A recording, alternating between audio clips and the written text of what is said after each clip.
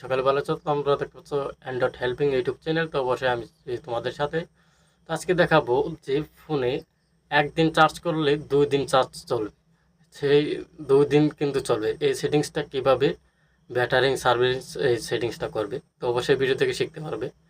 তো ভিডিওটা লাস্ট পর্যন্ত দেখবে।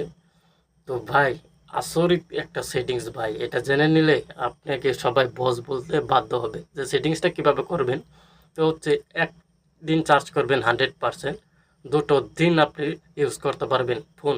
তো এই সেটিংসটা কীভাবে করবেন, তো এই সেটিংসটা করার জন্য আপনি জাস্ট কী করবেন, এখানে আপনার ফোনে থাকা সেটিংস যে আছে, তো আপনি চাইলে এখানে উপর দিকেও আসতে পারেন, তো নিচ থেকেও অ্যাপ্লিকেশনের মাধ্যমে চলে যেতে পারেন।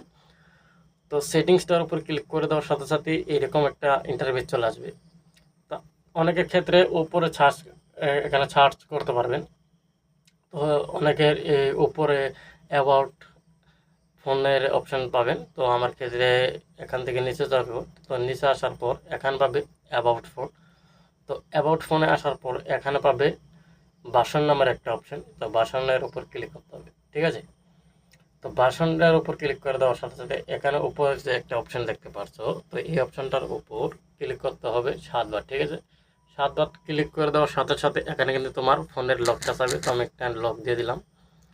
তো দেখো হয়ে যাওয়ার পর এখান থেকে চলে আসবে। তো চলে আসার পর এখান থেকে ব্যাটারি যেটা অপশান রয়েছে, ঠিক এই ব্যাটারির অপশানে চলে আসবে, ঠিক আছে।